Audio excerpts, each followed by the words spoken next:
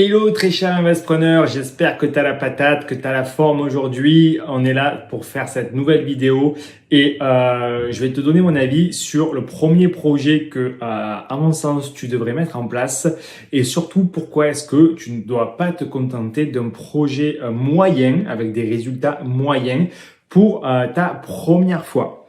Voilà, donc du coup, comme d'habitude, je t'invite à t'abonner à cette chaîne, à mettre un petit pouce pour encourager du coup et développer l'audience et à laisser tes commentaires en fin de vidéo pour dire ce que tu penses du contenu, voir s'il manque pas d'autres idées et réfléchir à tous ces sujets tous ensemble.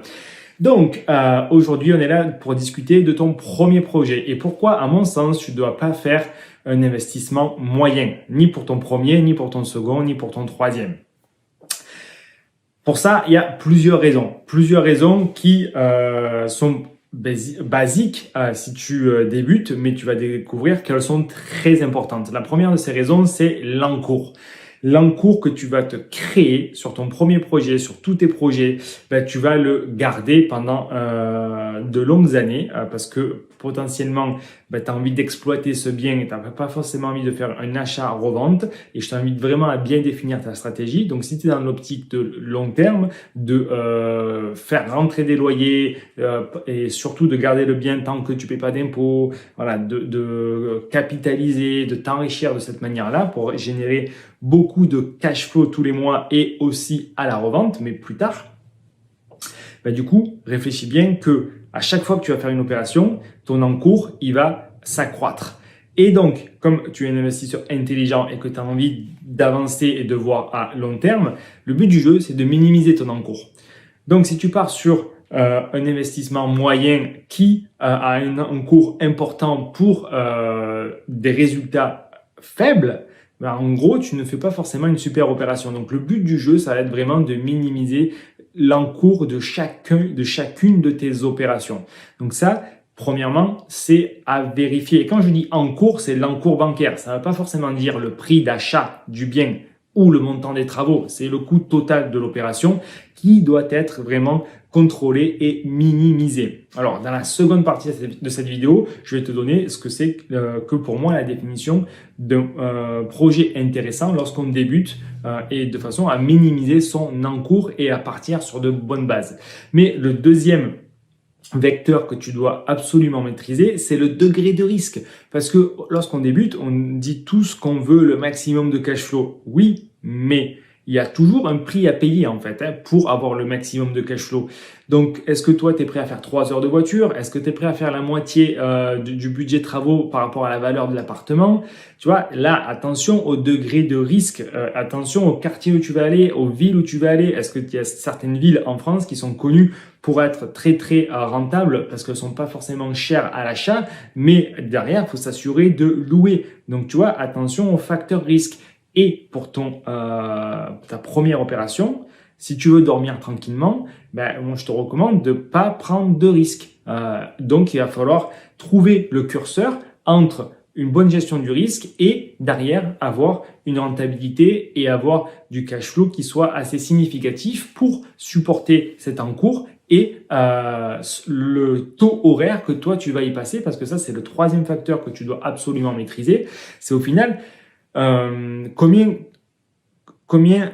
tu évalues ton taux horaire, en fait, l'argent que ça te coûte, toi, pour passer 1 heure à prospecter, 1 heure à faire les démarches administratives, 1 heure à aller sur le chantier. Voilà, donc ça a un coût et donc ça doit absolument être valorisé. Si au final, tu estimes que ton heure de travail, elle coûte 10 euros de l'heure, c'est pas du tout la même chose que si ton heure de travail, elle coûte 100 ou 200 euros de l'heure. Donc, toi, derrière, il faut que tu arrives à avoir des projets en fait qui te rapportent et qui te couvrent ton temps à la tâche. Et donc ça, pareil, c'est toi qui dois définir en fait combien est-ce que tu es prêt à investir et quel est le retour sur investissement et combien est-ce que tu valorises ton temps à la tâche. Moi, au début, du coup, mon temps à la tâche, il n'était pas forcément valorisé. Donc, du coup, je passais beaucoup de temps à faire des projets qui rapportaient pas forcément grand-chose.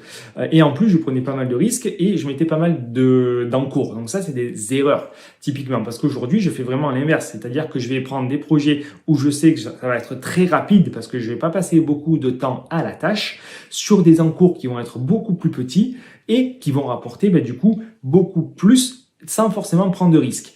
Et donc, on arrive au quatrième critère que tu dois maîtriser, absolument. Et du coup, le quatrième critère, ça va être le cash flow net. Et ça, c'est très simple, c'est très basique. Mais si tu pars sur un projet qui génère, on ne parle même pas d'autofinancement, mais 200 ou 300 euros de cash flow net, je te garantis qu'il arrive le premier imprévu. Et il y en a des imprévus. Il faut pas se voiler la face, il faut pas se cacher. Tu as beau mettre les provisions partout dans ton business case, tu as toujours des imprévus, ce à quoi tu n'as pas pensé. Donc, si tu pars sur un cash flow qui est à 200 ou 300 euros de cash flow net, j'entends net, au final, tu vas t'apercevoir que tu vas te retrouver avec 0 euros. Donc, si tu pars avec 300, peut-être que tu vas te retrouver avec 150 euros de cash flow net. Donc, attention, et on en revient au coût horaire. Si tu fais tout ça, tout ce travail, passer chez le banquier, trouver le bien, gérer les travaux, pour qu'au final, tous les mois, ça te rapporte 150 euros, il faut que tu sois OK avec ça. Si ton but, c'est d'avoir un truc qui s'autofinance, voire un petit peu plus, c'est très bien, c'est tant mieux. Si ton but, c'est de plus tard récupérer de l'argent à la revente, c'est très bien, c'est tant mieux. Par contre, si ton but, c'est de vivre de cette activité-là, des opérations à 150 euros ou à 200 euros de cash flow net, une fois que tu as tout comptabilisé, il va t'en falloir beaucoup. Donc, réfléchis vraiment à ça. Et à mon sens, si tu veux faire un bon premier investissement, il faut que tu gardes ces 4 critères et que tu les valorises à ta sauce. Ce qui veut dire que pour moi, si je devais recommencer, à ma sauce, ça serait un coût total pour la première opération, maximum 150 000 euros. J'ai bien dit un coût total. Donc, ce qui veut dire que je ne veux pas prendre de risques non plus. Et comme je ne suis pas expert dans les travaux lorsque je débute, ou comme je n'étais pas expert dans les travaux, je veux que maximum il y ait 30 000 euros de travaux sur le coût total de cette opération à 150 000 euros. Ça veut dire que je dois acheter mon bien à 120 000 euros. Ça veut dire que je dois trouver un bien net à 100 000 euros parce que tu ajoutes les frais d'acquisition, frais d'agence, frais de notaire. Voilà, donc grosso modo, si tu es dans cette fourchette-là, déjà, tu prends pas trop de risques. Si tu es localisé dans une ville où tu as de la demande locative et donc du coup, tu auras de la demande à l'achat. Parce que du coup, tu pourras revendre en claquant des doigts parce que des biens à 150 000 euros, il y a beaucoup de personnes qui les cherchent. Donc là, déjà, tu prends pas beaucoup de risques. Ensuite, j'irai pas très loin de chez moi. Je ne resterai pas forcément du coup dans ma ville, mais voilà, 1 heure de voiture, c'est tout à fait faisable. Je partirai pas forcément à 3 heures parce que si je fais des erreurs, je vais devoir y aller beaucoup de fois et du coup, ça va vite devenir une contrainte. Ça, on le fait plus tard avec l'expérience après. Ensuite, il faut absolument que tu penses à la rentabilité. Et quand je dis rentabilité, j'entends pas le taux de rentabilité parce qu'entre toi et moi, le taux de rentabilité, on s'en contrefout. On peut avoir un très beau taux de rentabilité sur un garage et ça rapporte 0 en termes de cash flow. Nous, ce qui nous intéresse, c'est le cash flow parce que premièrement, ça peut te servir pour partir en voyage, pour gagner plus d'argent, pour manger plus, pour faire plus la fête. Voilà, ça, tu vas pour mieux épargner. Donc, ça va améliorer ton confort de vie, mais surtout, ça va te permettre de durer dans le temps, de dormir tranquillement et d'enchaîner les biens. Parce que si tu as un bien à 10% de rentabilité, mais qu'en termes de cash flow, ça te rapporte 100 euros, tu vas vite voir que tu te retrouves bloqué. Et le banquier, il s'en fout d'avoir 10% ou 15% de rentabilité tant que lui, il voit que tu t'enrichis. Et c'est malheureusement, la rentabilité, c'est simplement un indicateur. Mais en net, c'est pas ça qui va t'enrichir. Donc, il faut pas oublier le cash flow. Et le cash flow, je ne partirai absolument pas sur une opération qui rapporte moins de 500 euros de cash flow net en location longue durée. Et donc ça veut dire qu'avec de la courte durée, j'irai chercher plus si je fais de la courte durée dans cette ville. Sinon, il faut trouver le projet, le vendeur, la localisation qui te permet de faire 500 euros de cash flow net en location longue durée. Donc ça laisse du coup quand même peu d'options en fait. Peu d'options parce que tu peux pas prendre un studio. Si tu prends un studio et que grosso modo, tu le loues en longue durée, tu arrives grosso modo à l'autofinancer, ça va être très compliqué. La division, on a dit par exemple, c'est une stratégie qui est très puissante, mais qui est plus risquée. Et donc, quand on veut maîtriser le risque, à mon avis, seul, il ne faut pas commencer par ça. Après, si t'es pas seul, que tu t'es accompagné, c'est autre chose. Mais qu'est-ce qui reste comme stratégie? L'immeuble à 150 000 euros, tu es à la campagne, pour un premier achat, seul, encore une fois, à mon sens, c'est risqué. Donc, au final, il reste des petites colocations. Et c'est ce que je partirais. Moi, je suis parti sur des grosses colocations.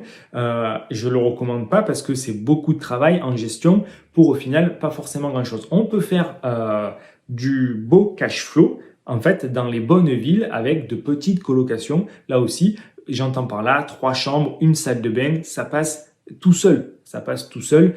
Pas besoin de suite mettre 4 personnes, 2 salles de bain. C'est là, on est dans les mauvaises villes. Et surtout, si vous partez sur des gros projets avec 5-6 chambres, ça va être vraiment du sport pour votre prestataire si vous le déléguez ou si vous le faites vous-même, ça va être infernal. Et donc, du coup, pensez aussi à la revente. Parce que là, pour avoir grosso modo 6 personnes, c'est 2 salles de bain par personne, donc 3 salles de bain. Donc, ça va être aussi un peu plus compliqué à revendre. Donc, on en est un projet qui génère 500 euros de cash flow dans les 150 000 euros de coût total, localisé à 1 heure de chez vous. Allez, ça peut être 1h30. En fait, voilà, ça serait en fonction de la localisation, le critère sur lequel je serais le plus flexible. Mais j'irai pas forcément au-dessous de 500 euros et j'irai pas forcément au-dessus de 150 000 euros. Par contre, ça me gênerait pas effectivement de faire 1h30 de voiture en fonction de votre localisation. Et autres critères qui sont très très importants, les deux, ça va être l'équipe. L'équipe pour les travaux, il faut s'assurer que dans la ville que vous avez sélectionnée, vous avez une bonne équipe et l'équipe de gestion. Voilà, trouver la ville, c'est très bien, mais si tous les indicateurs ils sont ouverts, mais que vous allez galérer pour les travaux, vous allez galérer pour la gestion lors de votre première acquisition, ça va vous dégoûter, ça va vous mettre la pression, ça va vous freiner, ça va vous faire peur et vous n'aurez pas forcément envie de continuer. Vous allez vivre un mauvais moment, un stress et ça ne sera pas bénéfique. Vous allez apprendre de ces erreurs, mais autant éviter du coup. Donc, assurez-vous dès le début des opérations qu'il y a des artisans qui sont disponibles dans la ville, dans la région, qui peuvent y aller assez facilement. Logiquement, c'est une demi-heure, quoi. S'ils doivent faire 1 heure ou 1h30 de voiture, eux, tous les jours, ça va être très compliqué. Il faudra peut-être les loger sur place, etc. C'est de suite autre chose. Hein. Et pareil pour la gestion. Si vous êtes dans une ville où, par exemple, potentiellement, vous voulez faire de la colocation, assurez-vous qu'il y a des personnes qui puissent vous aider à gérer en fait ce type d'activité-là. Ce ne sera pas forcément des simples agences. Certaines vont accepter de le faire, d'autres ne vont pas accepter. Et puis, si vous ne voulez pas utiliser des agences, regardez peut-être sur le bon coin s'il y a des femmes de ménage, s'il y a des auto-entrepreneurs qui, eux, sont disponibles. Ça, vous pouvez le faire en avance. Donc, pour moi, voilà les conditions que je respecterai si je devais recommencer avec un premier investissement pour ne pas faire d'erreur. Et pour commencer de la meilleure manière que ce soit. Voilà ce que je voulais te dire. Si du coup tu veux commencer de la manière sereine en allant un peu plus vite que ça, du coup tu peux prendre un rendez-vous. Tu as un lien en description de la vidéo. On en discute avec grand plaisir. Ciao, je te retrouve pour la prochaine vidéo. Ciao, ciao.